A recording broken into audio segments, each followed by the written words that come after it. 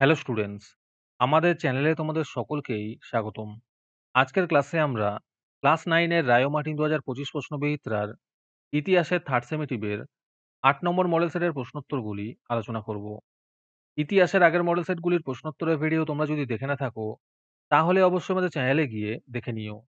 নিচে ডিসক্রিপশনে লিংক আমি দিয়ে রাখলাম। আর তোমরা যদি আমাদের চ্যানেলে নতুন হয়ে থাকো, তাহলে চ্যানেলটিকে সাবস্ক্রাইব করে পাশে থাকা বেল আইকনটি অলে প্রেস করে রেখো। তাহলে পরে ক্লাসের ভিডিওগুলি আমি আপলোড করলেই তোমাদের কাছে নোটিফিকেশন পৌঁছে যাবে।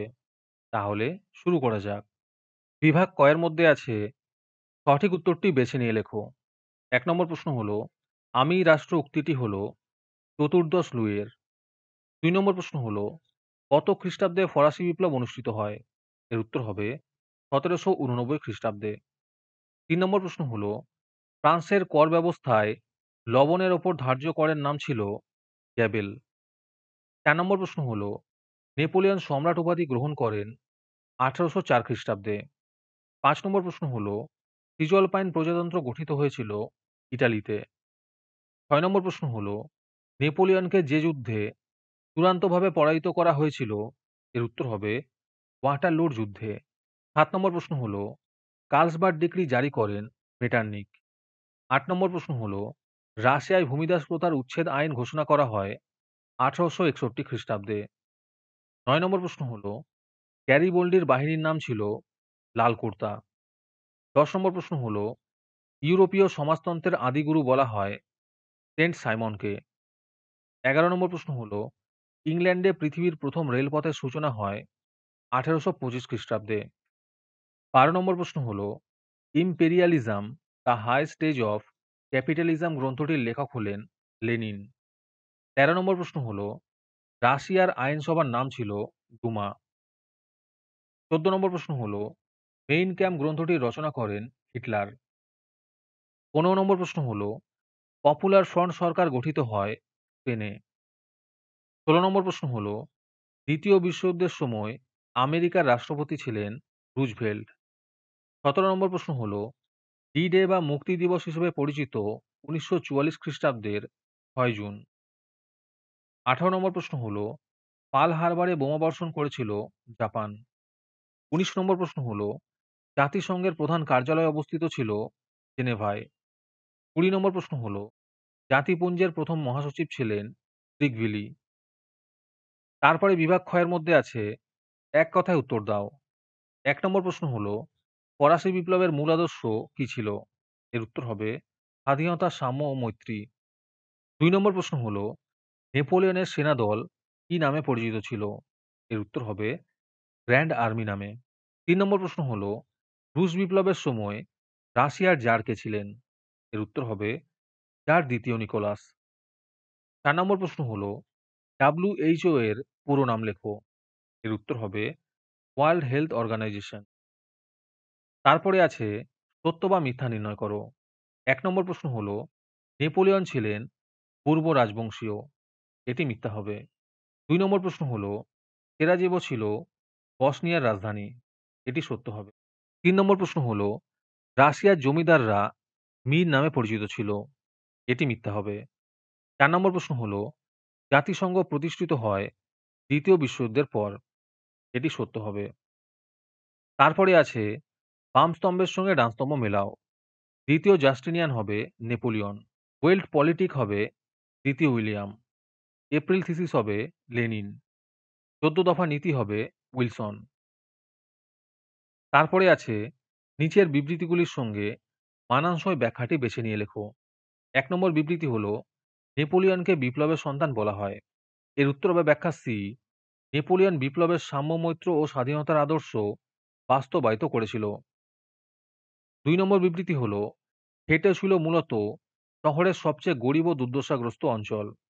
এর উত্তর হবে ব্যাখ্যা সি।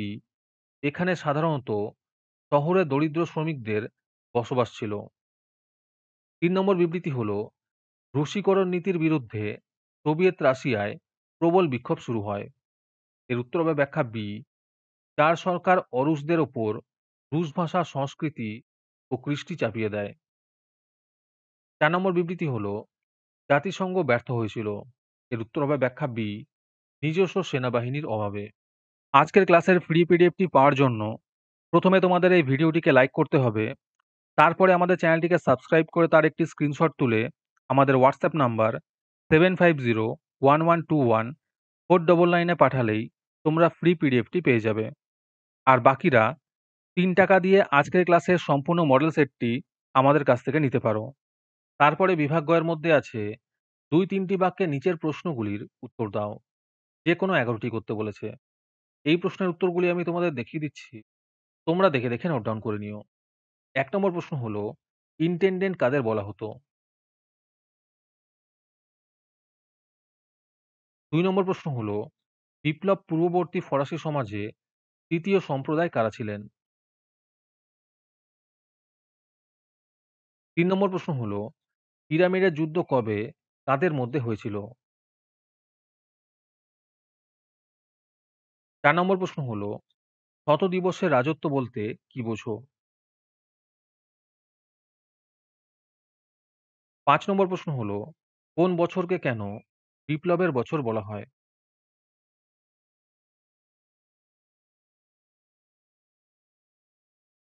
৬ নম্বর প্রশ্ন হলো, কাকে মুক্তিদাতা যার বলা হয় এবং কেন?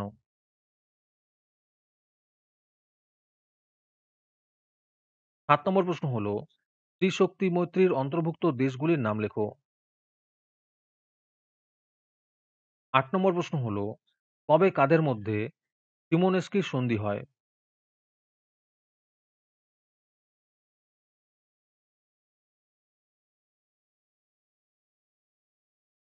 ৯ নম্বর প্রশ্ন হলো, রাশিয়ায় কবে কার নেতৃত্বে সমাজতন্ত্র প্রতিষ্ঠিত হয়? ১০ নম্বর প্রশ্ন হলো, হেরেনবক তত্ত্ব কি? ১১ নম্বর প্রশ্ন হলো, কে কবে ফ্যাসিস্ট দল প্রতিষ্ঠা করেন? ১২ নম্বর প্রশ্ন হলো, ক্যাশ অ্যান্ড ক্যারি নীতি কি?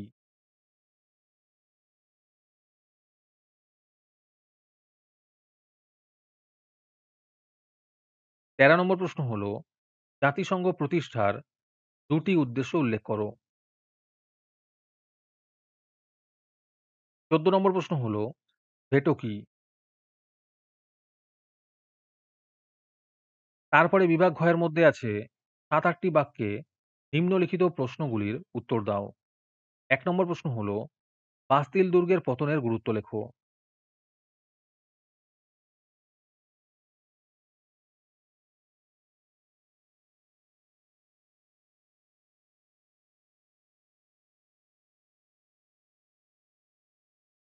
১ এর অথবাতে আছে সন্ত্রাসের শাসনের মূল্যায়ন করো।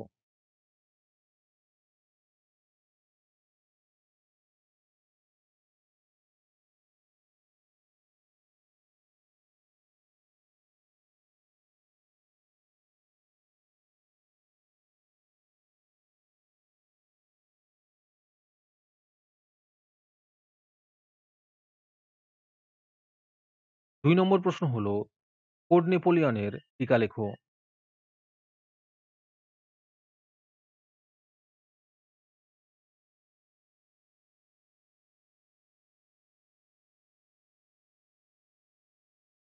২ এর অথবাতে আছে মহাদেশীয় অবরোধ প্রথার টিকা লেখো।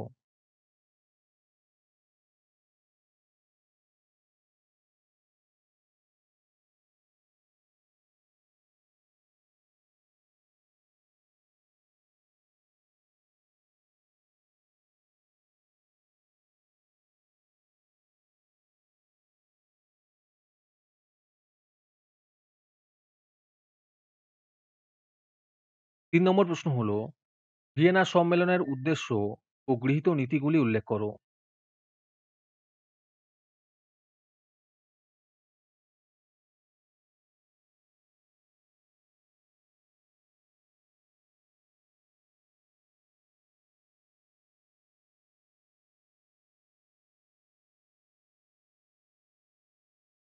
তিনের অথবাতে আছে ইয়ং ইটালির টিকা লেখো।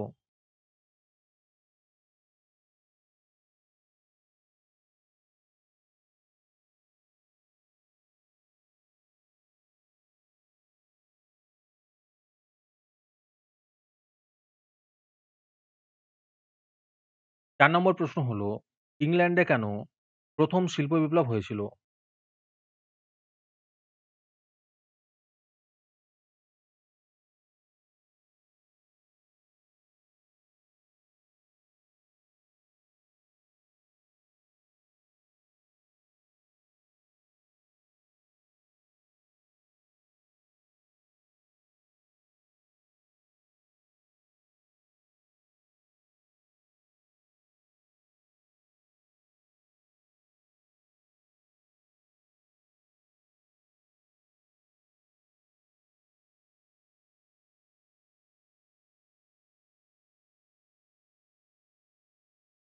৪ এর অথবাতে আছে, ভারতকে কেন ব্রিটিশ সাম্রাজ্যের রত্ন বলা হয়?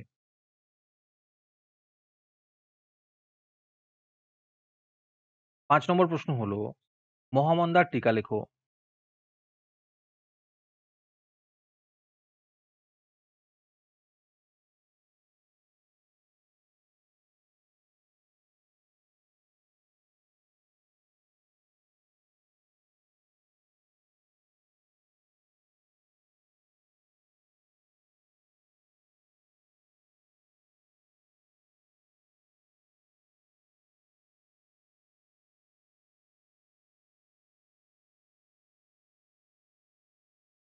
৫ এর অথবাতে আছে, স্পেনের গৃহযুদ্ধের টিকা লেখো।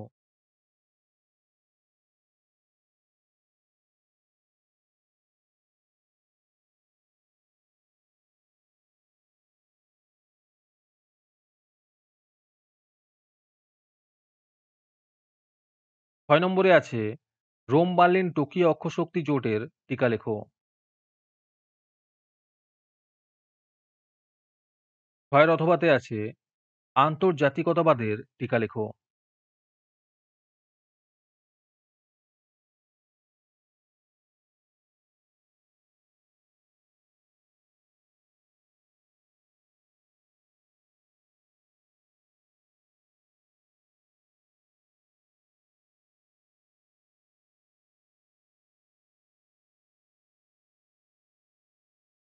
'তারপরে বিভাগসমূহের মধ্যে আছে, ১৫-১৬টি বাক্যে যেকোনো একটি প্রশ্নের উত্তর দাও। ১ নম্বর প্রশ্ন হলো, ফরাসি বিপ্লবে দার্শনিকদের ভূমিকার মূল্যায়ন করো।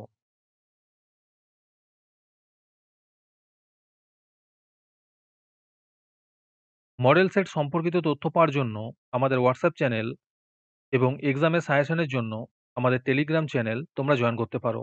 নিচে ডেসক্রিপশনে লিংক দেওয়া রইলো, তোমরা সেখানে গিয়ে জয়েন করে নিও।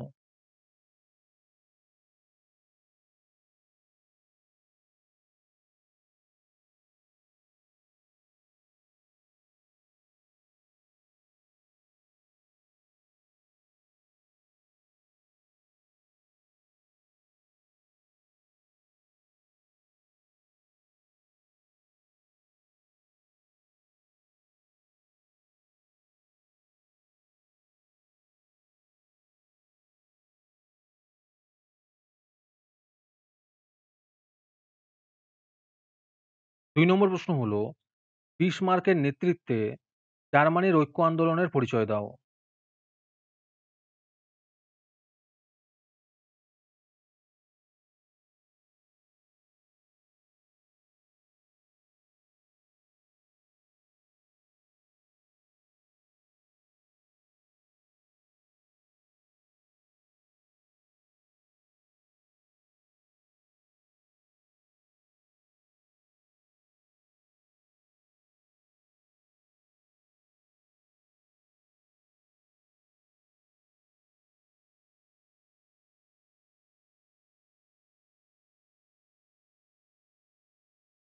তিন নম্বর প্রশ্ন হলো, দ্বিতীয় বিশ্বযুদ্ধের কারণগুলি আলোচনা করো।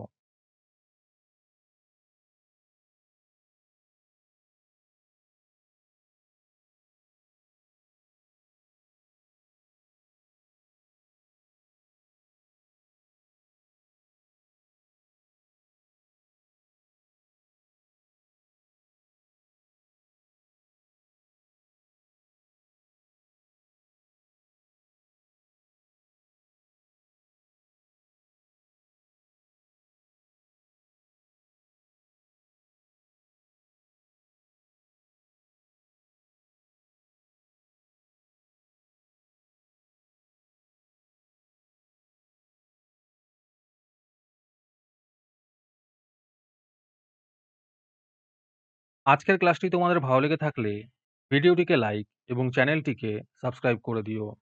তার সাথে ভিডিওটি তোমাদের সহপাঠীদের শেয়ার করে দিও। আর তোমরা কোথা থেকে আমাদের ভিডিওটি দেখছো অবশ্যই কমেন্টে লিখে জানিও। তাহলে আজকে এই পর্যন্তই। দেখা হচ্ছে পরের ক্লাসে।